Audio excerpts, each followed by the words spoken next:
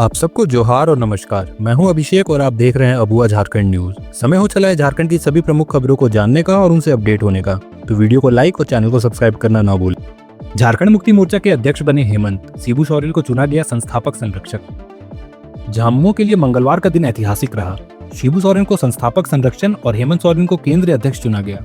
हेमंत ने अध्यक्षीय भाषण में पार्टी की मजबूती, आंदोलनकारियों के लिए मुआवजा, महिलाओं की भागीदारी और झामुमो के राष्ट्र विस्तार की बात की। उन्होंने कहा, झारखंड को सजाना है, सांप्रदायिकता से लड़ना है और हर योजना अंतिम व्यक्ति तक पहुंचानी है। यही झामुमो की असली ताकत होगी। झारखंड के राशन कार्ड धारियों के लिए खुशखबरी, जानिए क्या है नया नियम। झारखंड के राशन कार्ड धारियों के लिए खुशखबरी है। अब उन्हें 80/20 अनुपात में चावल और गेहूं मिलेगा, पहले जो 68/32 था। केंद्र सरकार ने राज्य की जरूरतों को समझते हुए यह बदलाव अप्रैल 2025 से लागू किया। झारखंड में चावल की मांग अधिक है, खासकर ग्रामीण और आदिवासी क्षेत्रों में। नया नियम जन वितरण दुकानों पर लागू हो चुका है, जिससे लोगों को पसंदीदा अनाज ज्यादा मिलेगा। झामुमो के 46वें स्थापना दिवस पर मैया सम्मान योजना पर हेमंत सोरेन ने खुद बताई सच्चाई। झामुमो के 46वें स्थापना दिवस पर हजारीबाग में विशाल जनसभा कर पार्टी ने शक्ति प्रदर्शन किया।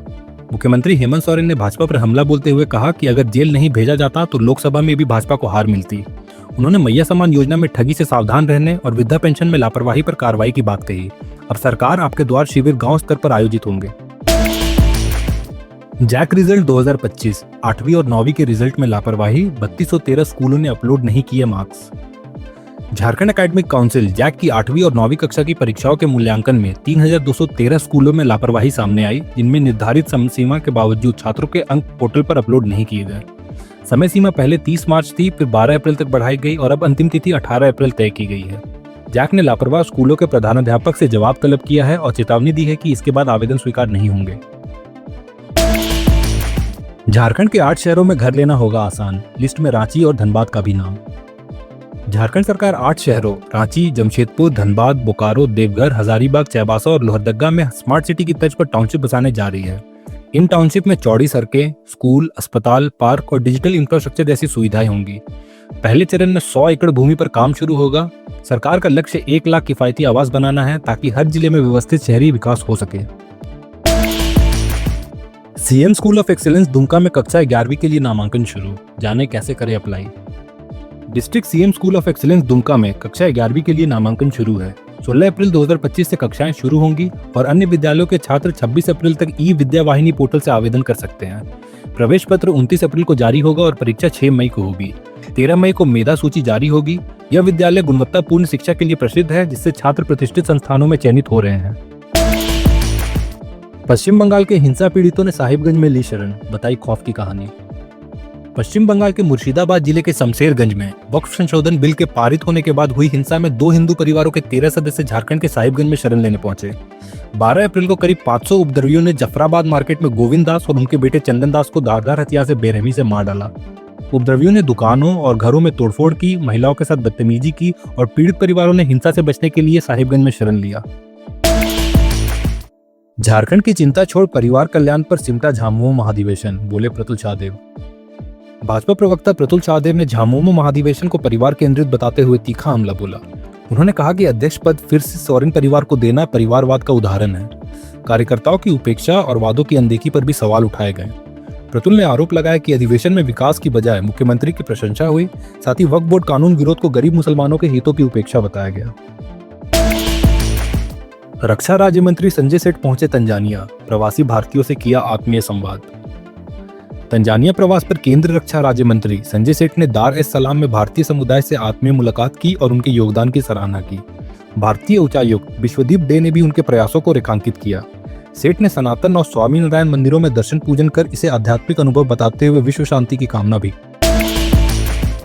रिम्स शासी परिषद की बैठक में मंत्री से तकरार के बीच लिए गए 11 अहम फैसले। रिम्स की शासी परिषद की बैठक सोमवार को तनावपूर्ण हो गई, जब निदेशक डॉक्टर राजकुमार और स्वास्थ्य मंत्री इरफान अंसारी के बीच तीखी बहस हुई। निदेशक पर एक तरफा फैसले लेने के आरोप लगे, जिससे इस्तीफे की पेशकश की गई। मंत्री ने प्रशासनिक अनुशासन बनाए रखने की चेतावनी दी। बैठक में रिम्स के विकास के लिए कई अहम निर्णय लिए गए, जैसे नए अस्पताल भवन का निर्माण, सिटी एमआरआई मशीन की स्थापना, मोक्ष वाहन की खरीद और ओपीडी समय का विस्तार। मुख्य सचिव ने दिया ड्रग्स के उत्पादन, वितरण और उपभोग पर कड़ी नजर रखने का निर्देश। मुख्य सचिव अलका तिवारी ने ड्रग्स के उत्पादन, वितरण और उपभोग पर कड़ी निगरानी रखने का आदेश दिया है। उन्होंने उपायुक्तों और पुलिस अधीक्षकों से नशे के अवैध कारोबार से जुड़े तत्वों पर सख्त कार्रवाई करने को कहा।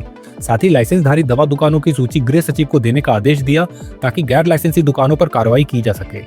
2024 से 25 में पोस्ते की खेती में 6 गुना वृद्धि के साथ 27,015 एकड़ फसल नष्ट की गई है। शिक्षकों के अंतर जिला स्थानांतरण की प्रक्रिया बदलेगी, कठिन होगा स्थानांतरण। स्कूली शिक्षा विभाग ने जिला स्तरीय शिक्षकों के अंतर जिला स्थानांतरण नियमों में बदलाव किया।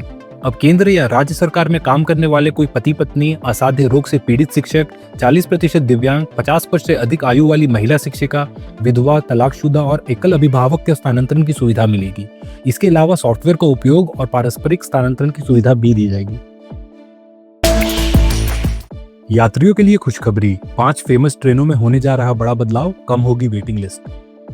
दक्षिण पूर्व रेलवे ने यात्रियों की सुविधा के लिए 17 से 23 अप्रैल तक 9 ट्रेनों में अतिरिक्त कोच जोड़ने का फैसला लिया है, जिससे वेटिंग लिस्ट कम होगी और यात्रा आरामदायक बनेगी। ट्रेनें रांची, टाटानगर और खड़गपुर मंडलों से जुड़ी हैं। साथ ही 16 अप्रैल से टाटा अमृतसर जलियांवाला बाग एक्सप्रेस का अस्थायी ठहराव जौनपुर स्टेशन पर शुरू होगा। यात्री संख्या के आधार पर स्थायी ठहराव पर विचार भी होगा। रांची में 19 और 20 अप्रैल को भारतीय वायुसेना का एयर शो, सदर एसडीओ ने लिया तैयारी का जायजा।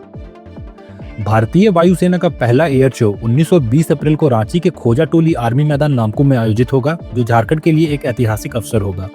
जिला प्रशासन रांची डीसी मंजुनाथ भजंती के निर्देश में सभी इंतजामों की तैयारी कर रही है। अनुमंडल पदाधिकारी उत्कर्ष कुमार ने कार्यक्रम स्थल का निरीक्षण किया और बैठने, पार्किंग, शौचालय, मेडिकल टीम, फायर ब्रिगेड, बम निरोधक दस्ता और अन्य व्यवस्थाओं के लिए दिशा निर्देश। 1973 में बनी पार्टी, 1980 में मिला दर्जा, अब हेमंत चुकाएंगे एक मुट्ठी चावल का कर्जा। झारखंड मुक्ति मोर्चा झामुमो का संघर्ष 2000 में झारखंड राज्य बनने से पहले शुरू हुआ। शिबू सोरेन ने पार्टी को मजबूत किया और 1990 में चुनाव में सफलता पाई। 2015 में हेमंत सोरेन ने कार्यकारी अध्यक्ष बनकर पार्टी को नई दिशा दी। उनकी गिरफ्तारी के बावजूद पार्टी और भी मजबूत हुई। हाल ही में झामुमो ने हेमंत को केंद्रीय अध्यक्ष चुना और शिबू सोरेन ने उनके लिए आशीर्वाद मांगा। अजय शाह का मंत्री इरफान पर पलटवार। बीजेपी प्रवक्ता अजय शाह ने स्वास्थ्य मंत्री इरफान अंसारी के दलित प्रेम पर हमला किया। अंसारी ने बीजेपी पर दलित विरोधी होने का आरोप लगाया था, जबकि खुद को दलितों का सच्चा प्रेमी बताया। अजय शाह ने जवाब में कहा कि इरफान अंसारी और उनके परिवार ने 25 सालों से दलित रसोइयों को बंधुआ बना रखा है, जो उनके असली सोच को दर्शाता है। ये थी झारखंड की आज सुबह की 25 मुख्य खबरें। ऐसे ही झारखंड की सभी महत्वपूर्ण खबरों को जानते रहने के लिए हमारे चैनल को सब्सक्राइब कर बेल आइकन दबाएं। धन्यवाद।